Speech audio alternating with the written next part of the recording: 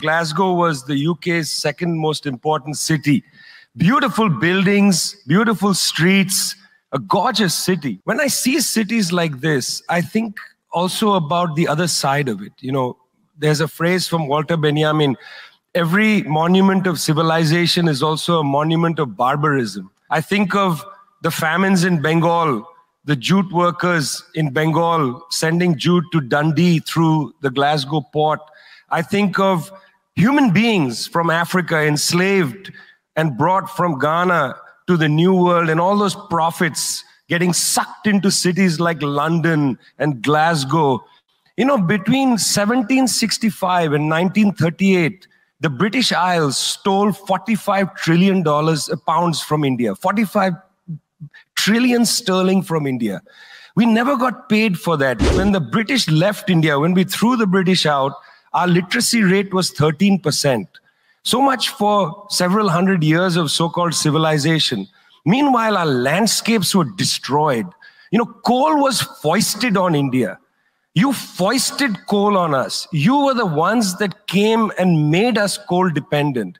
And then you left, and now you dare to condescend to us. When I listen to Boris Johnson, when I listen to people like Joe Biden, when I listen even more to Emmanuel Macron, all I can think of is how condescending you are. You condescended to us 400 years ago. You condescended to us 300 years ago. You condescended to us 200 years ago. You condescended to us 100 years ago. You're condescending to us today. You only know condescension because for you, colonialism isn't something that happened in the past and we defeated you. It's not that.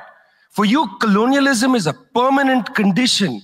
And that permanent condition happens in two ways. There's the permanent condition of the colonial mentality.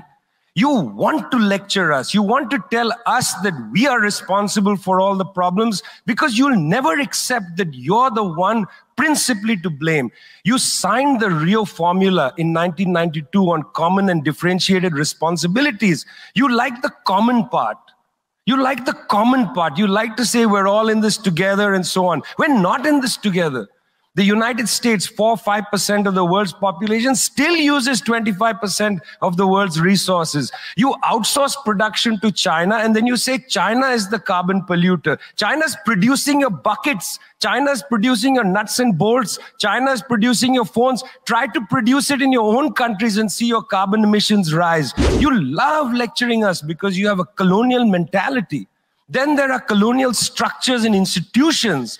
You lend us money, and every time you lend us money, which is our money, every time the International Monetary Fund comes to our societies and they tell us, here's the money we are giving you. No, it's our money. You give us our money back as debt, and then you lecture us about how we should live. The climate justice movement is a movement that says we're worried about our future. What future? What future? Children in the African continent, in Asia, in Latin America, they don't have a future. They don't have a present. They're not worried about the future. They're worried about their present. Your slogan is, we're worried about the future. What future?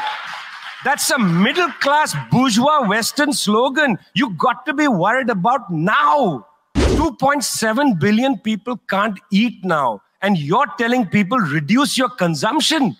How does this sound to a child who hasn't eaten in days? You got to clue into this, guys. You got to clue into this. Otherwise, this movement will have no legs in the third world.